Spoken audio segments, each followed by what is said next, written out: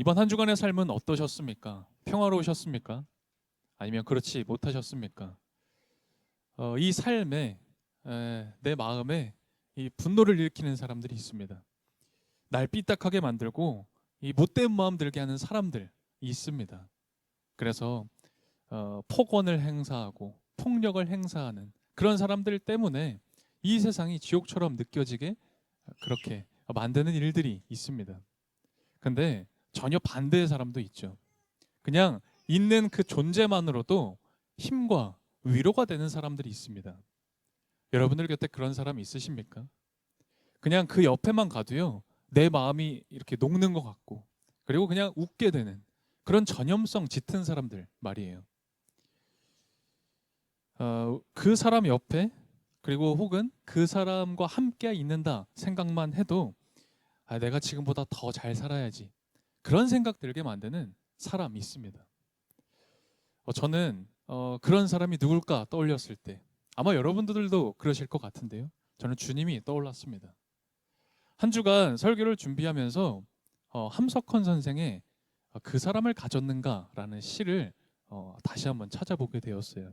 오늘 그 시를요, 잠깐 먼저 나누려고 합니다. 제가 화면에 띄울 텐데요. 제가 읽어 드릴게요. 말리길 나서는 날 처자를 내맡기며 맘 놓고 갈 만한 사람, 그 사람을 그대는 가졌는가? 온 세상 다 나를 버려 마음이 외로울 때에도 저만이야 하고 믿어지는 그 사람을 그대는 가졌는가? 잊지 못할 이 세상을 놓고 떠나려 할 때 저 하나 있으니 하며 벙긋이 웃고 눈을 감을 그 사람을 그대는 가졌는가?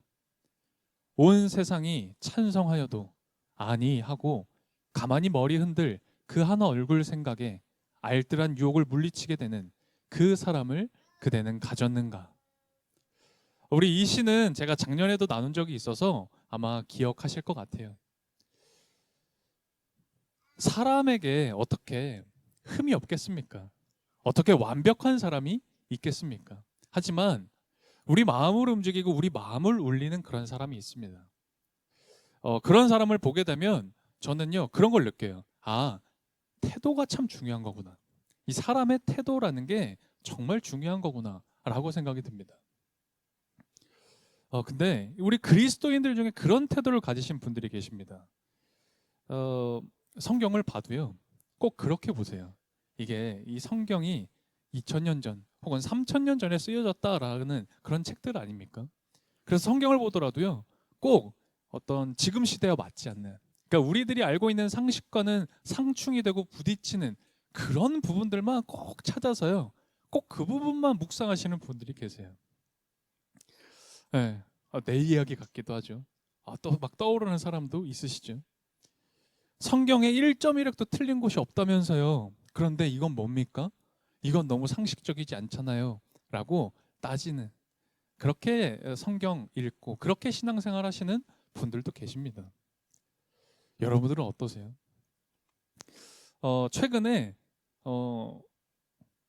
아마 우연이 아니라 알고리즘의 어떤 인도하심이 있었겠죠. 유튜브를 이렇게 보다가 무신론자들 있잖아요. 네, 무신론자들이 이 기독교와 대화하는 그런 영상들을 몇 개를 보게 됐습니다. 여러분 혹시 3프로 TV라는 채널 아세요? 몰라요? 그 완전 아저씨들이 보는 거거든요. 경제, 뭐 사회, 여기 아저씨들은 아셔야 될 텐데. 그런 3프로 TV, 굉장히 유명한 경제, 사회, 그런 일들을 다루는, 뭐 재무제표 막 같이 읽고 막 그래요.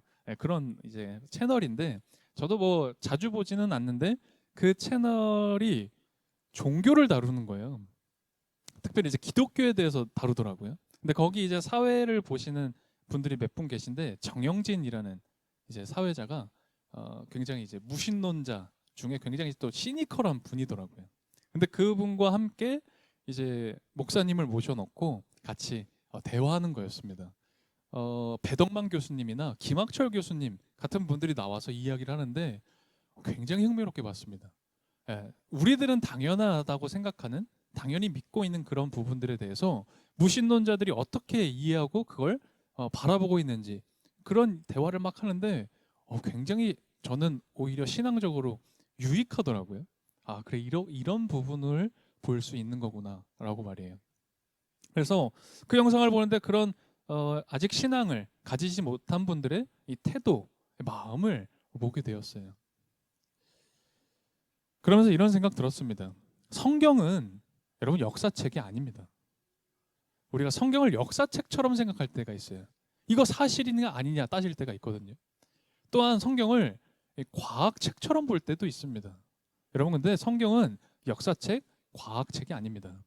성경은 믿음을 가진 이들을 변화시키고 거듭나게 하는, 그래서 우리에게 주어진 하나님의 말씀, 경전이죠. 캐논입니다. 그래서 우리가 그 성경을 묵상하고 성경을 읽을 때는 겸허한 자세로 읽어야 하는 거죠. 특별히 우리가 지금 마가복음 보고 있습니다. 주님의 생애를 묵상할 때에는 더욱더 겸손해야 됩니다.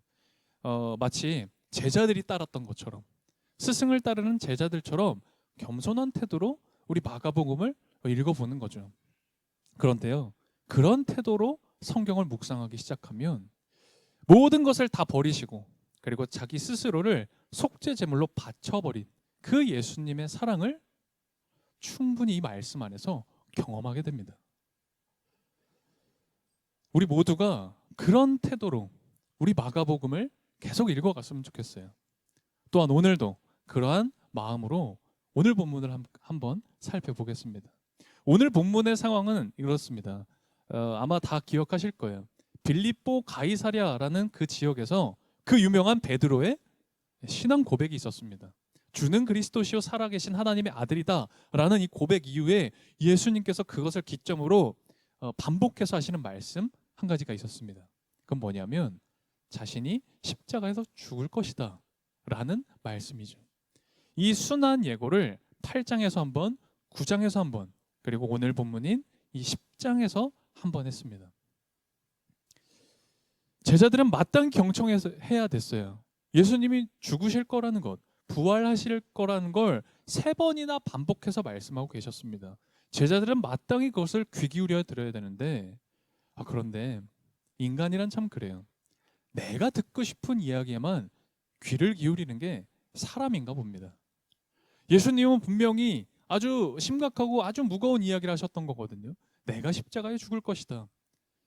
그 능욕당할 처참한 이야기를 하시는데도 불구하고 제자들의 반응은 어땠을까요? 오늘 본문에 우리가 살펴봐야 될 맥락이 바로 이것입니다. 저는 제자들의 반응을 볼 때 첫 번째로는 좀 어이가 없었어요. 여러분들은 어떠셨나요? 저는 어이가 없더라고요. 먼저 35절이었죠. 우리 35절 한 목소리로 한번 읽어볼까요? 다시 한번 읽어보겠습니다. 세베대의 아들들인 야고보와 요한이 예수께 다가와서 말하였다. 선생님, 우리가 요구하는 것은 무엇이든지 해주시기 바랍니다. 아멘.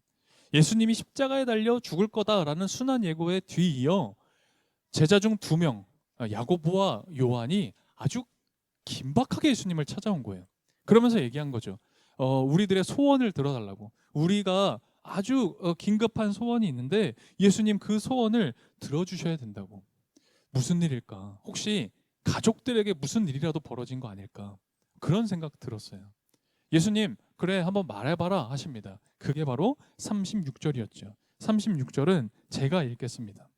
예수께서 그들에게 말씀하셨다. 너희는 내가 너희에게 무엇을 해주기를 바라느냐. 지금 이 마가복음 본문을 잘 한번 이렇게 보세요. 잘 보시면요, 지금 마가는 이 본문을 통해서 이 예수님과 지금 제자들, 예수님과 제자 사이에 이 차이점을 노출시키고 있는 겁니다. 지금 예수님은 어떠세요? 어떻게든 그 타인의 이야기, 타인이 이야기하는 것에 마음을 담아서 예수님은 지금 경청하고 계세요. 그래 말해봐라. 그게 뭐냐? 경청하시죠. 그런데 지금 제자들은 어떻습니까? 어떻게든 좀처럼 뭐라도 들으려고 하지를 않고 있죠. 또한 예수님은 어떠세요? 아주 신실한 믿음직한 예수님의 모습을 보게 됩니다. 그런데 지금 제자들은 어떻죠? 간악한 모습을 보입니다.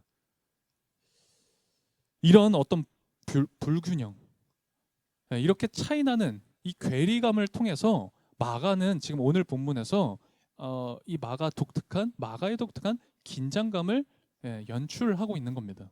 그런데 이어서 뒤따라오는 이 37절의 구절을 읽어보면 이런 불균형, 괴리가 더 벌어지고 커진다라는 걸 느낄 수가 있죠. 37절입니다. 같이 37절 다시 한번 읽어보죠. 그들이 그에게 대답하였다. 선생님께서 영광을 받으실 때에 하나는 선생님의 오른쪽에 하나는 선생님의 왼쪽에 앉게 하여 주십시오. 아멘.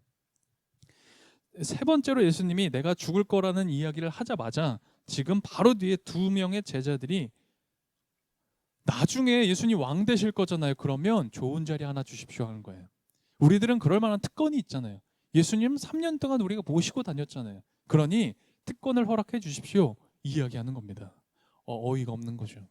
예수님은 죽을 걸 얘기하는데 제자들은 예수님이 왕이 되니 좋은 자리 달라는 겁니다. 그런데 사실 더 저를 당혹하게 했던 건 뒤이어 나오는 주님의 반응이에요. 주님 좀 강하게 책망하셔도 될 것 같은데요. 예수님 그렇게 하지 않으세요. 그냥 조용히 타이르십니다. 그게 38절에서 40절까지의 말씀이었죠. 우리 38절부터 40절, 우리 세 구절 다시 한번 한 목소리로 읽어보겠습니다. 예수께서 그들에게 말씀하셨다. 너희는 너희가 구하는 것이 무엇인지를 모르고 있다. 내가 마시는 잔을 너희가 마실 수 있고 내가 받는 세례를 너희가 받을 수 있느냐? 그들이 그에게 말하였다. 할 수 있습니다. 예수께서 그들에게 말씀하셨다. 내가 마시는 잔을 너희가 마시고 내가 받는 세례를 너희가 받을 것이다. 그러나 내 오른쪽과 내 왼쪽에 앉는 그 일은 내가 허락할 수 있는 일이 아니다. 정해놓으신 사람들에게 돌아갈 것이다. 아멘. 우리가 잘 알죠. 지금 제자들은요, 세상 권력을 쥔 예수님의 이미지를 추앙했던 겁니다. 지금 다 무너지고 로마의 지배를 받고 있는 이 이스라엘이라는 나라를 다시 재건할 그 예수님을 추종했던 거예요. 그래서 주님이 나중에 왕위에 올랐을 때, 이스라엘을 다시 일으켜셔서 왕이 되셨을 때 거기에 한 자리 얻기를 원했던 겁니다. 후에 예수님이요, 이제 로마군에게 체포를 당합니다. 잡혀가시죠. 그때 제자들 어떻게 되죠? 12명의 제자들 한 명도 빠짐없이 다 뿔뿔이 도망쳤습니다. 그 이야기를 통해서 우리가 알 수 있는 건 뭐냐? 지금 제자들은 예수님이 당할 고통, 예수님이 마셔야 될 그 잔을 함께 나눌 생각이 추워도 없었다라는 거죠. 주님은 근데 그걸 아셨어요. 주님은 그걸 알고 계셨습니다. 그래서 예수님의 오른쪽과 왼쪽에 있는 그 자리의 의미가 뭔지, 그 자리는 결국은 죽음에 동참하는 것이다 라고 지금 여기서 설명하고 계시죠. 근데 참 더 우리 마음을 아찔하게 하는 게 41절이죠. 41절은 이렇게 기록되어져 있어요. 제가 읽겠습니다. 그런데 10제자가 이것을 듣고 야고보와 요한에게 분개하였다. 여러분, 그 모습을 보고 나머지 10명의 제자들이 화를 냈다는 거예요. 왜 화를 냈겠습니까? 여러분, 그 좋은 자리에 관심이 없었으면 이 10명의 제자가 화를 냈겠습니까? 화를 낸 이유는 그들 역시도 그 좋은 자리 원했던 거죠. 그런데 속상했던 겁니다. 왜?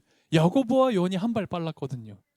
내가 그 좋은 자리 갈 수 있었는데 저 야고보 요한이 먼저 가서 선수를 빼앗겼기 때문에 화가 났던 겁니다. 우리 예수님이 얼마나 애석하셨을까요? 그 마음이 어떠셨을까요?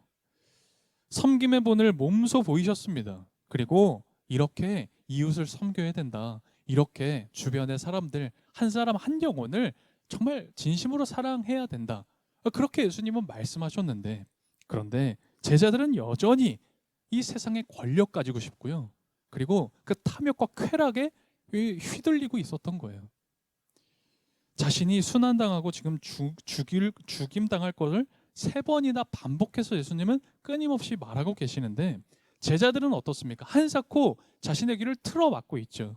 그리고 예수님의 이야기에 귀 기울인 게 아니라 자신이 원하는 쾌락에 귀 기울이고 그것을 섬기고 있을 뿐인 겁니다. 그런데 예수님을 보세요. 오늘 예수님 절대 그런 제자들을 보고 화내거나 그들을 탓하지 않으십니다. 예수님은 오히려 그런 제자들에게 자신이 걸어가야 할 길에 대해서 다시 설명하시고, 그리고 그런 나를 따르는 제자들이 걸어가야 할 길에 대해서, 그리고 그런 제자로서의 삶의 방식이 어떠해야 하는지를 그저 담담하게 말씀하고 계시죠. 오늘 본문으로 읽진 않았습니다만 예수님은 이런 말씀을 뒤이어하셨어요. 가장 중요한 지점이기도 합니다. 43절부터 45절까지인데요. 그 유명한 10장 45절이 있는 본문입니다. 우리 43절부터 45절까지는 또한 다 같이 한 목소리로 읽어보도록 하겠습니다. 그러나 너희끼리는 그렇게 해서는 안 된다. 너희 가운데서 누구든지 위대하게 되고자 하는 사람은 너희를 섬기는 사람이 되어야 하고, 너희 가운데서 누구든지 으뜸이 되고자 하는 사람은 모든 사람의 종이 되어야 한다.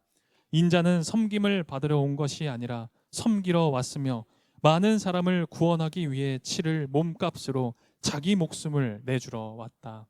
아멘. 여러분, 우리 중에 대접받기 싫은 사람 없습니다. 여러분과 저 다 누군가에게 대접받기 원합니다.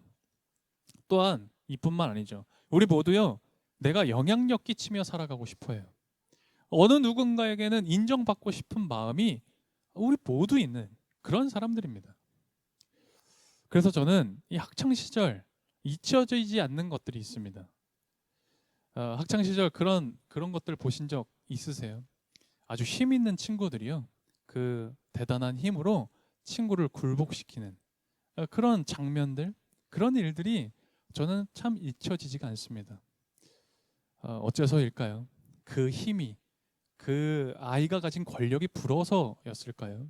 아니면 그 힘에 내가 저항하지 못했음이 후회돼서일까? 여러분들은 어떠세요? 그런데 아이들뿐만 아닙니다. 다 큰 어른들도, 성인이 되어서도 그런 모습은 여전하죠. 참 참담하고 너무나 수치스러운 일인데요. 얼마 전 우리 교단의 총회장이라고 불리는 분이 불륜 사건이 있었습니다. 어쩌면 아시는 분들도 계실 겁니다.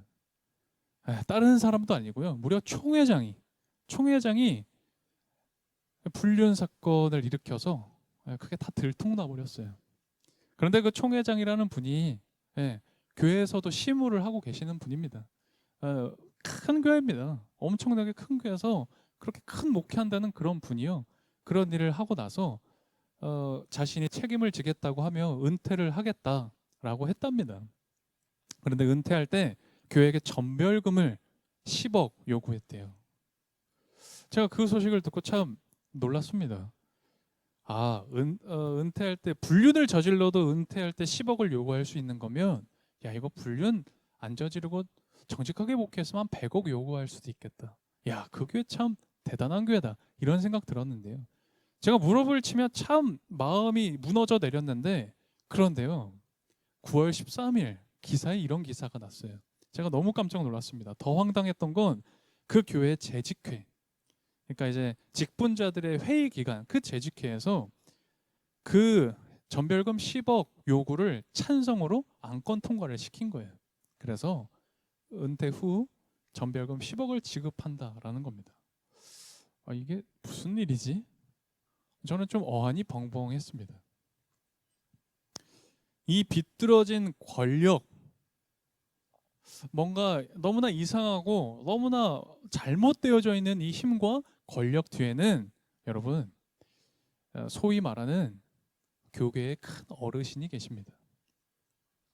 여러분, 그게 누군지 아십니까? 우리가 너무나 잘 아는 명성교회 김사만입니다. 여러분, 김사만과 김하나가 이 김 목사를 총회장으로 앉혔어요. 그리고 그런 일들을 벌였습니다. 제가 그런 모습, 그런 뉴스를 접하면서, 야, 이 사람들이 목사인가?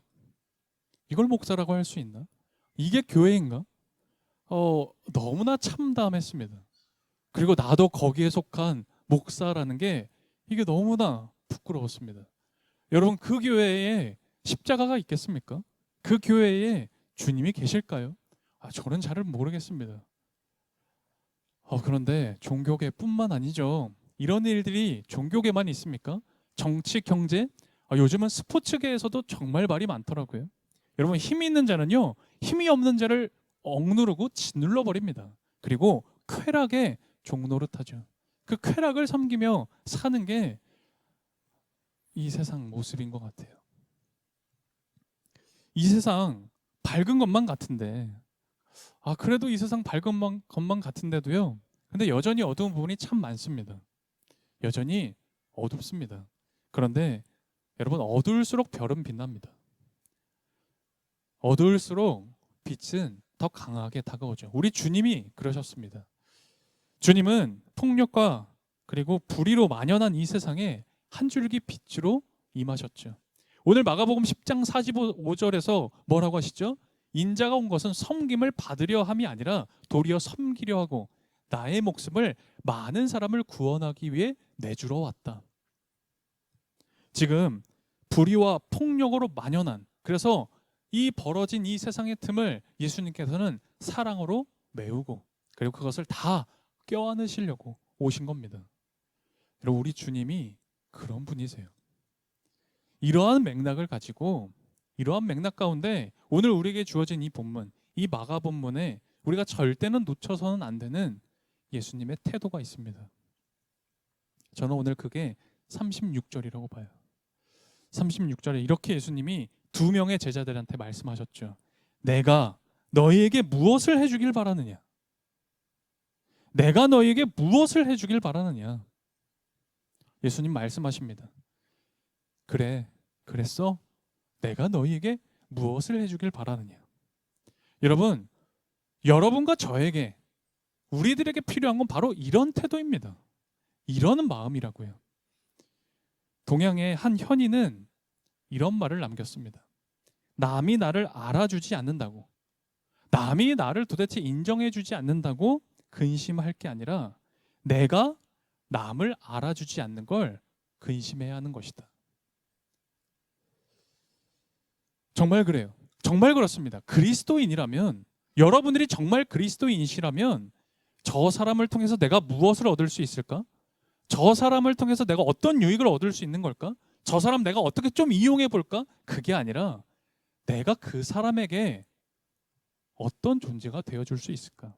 내가 이 사람을 어떻게 환대할 수 있을까? 내가 어떻게 하면 그 사람을 더 사랑하고 섬길 수 있을까? 이런 물음 붙잡고 있는 거, 그게 그리스도인 아닙니까? 여러분, 그게 바로 그리스도인의 태도인 겁니다. 내가 너희에게 무엇을 해줄 수 있을까? 라고 이야기하셨던 그 예수님처럼 말이에요. 서두에 한 시를 소개했었죠. 그 사람을 가졌는가? 이 시를 보면 나한테 그 사람이 있느냐 묻고 있어요. 그대는 그런 사람을 가졌는가? 그래서 나에게 그런 사람이 있는가 찾는 것도 참 중요합니다. 그러나 우리는 그리스도인으로서 그것보다 더 중요한 건 내가 누군가에게 그 사람인가? 내가 누군가의 그런 사람이 되고 있는가? 그것을 내가 노력하고 있는가? 우리에겐 사실 그것이 더 중요할 겁니다. 기댈 곳 없는 이들과 함께 살아간다는 거, 누군가에게 내가 비빌 언덕 될 수 있다는 거, 여러분, 그것이 얼마나 아름다운 삶인지, 그것이 얼마나 중요한 것인지 지금 성경은 전하고 있는 거죠. 여러분, 인생은 선물이라고 합니다. 우리 성경을 보면 더더욱 우리에게 주어진 이 삶은 선물이구나 느껴집니다. 그래서 우리 이 인생, 이 삶을 살아갈 때에 기뻐하고 감사하며 삽니다. 춤추며 살아가듯 그렇게 기뻐하며 살아가야 할 겁니다. 그래서 쾌락의 종노릇하는 일 이젠 그치고, 세상을 지옥처럼 만드는 일을 이제 그치고, 여러분과 저는 생명의 길, 그 사랑의 길, 주님이 가셨던 그 길을 따라가야 합니다. 오늘 이 마가복음 말씀을 통해서, 그리고 예수님의 이 말씀, 이 음성을 통해서 우리가 그 주님의 길을 담담히 그리고 용기를 내어서 따를 수 있었으면 좋겠습니다. 오늘 말씀 기억하며 우리 함께 기도드리겠습니다.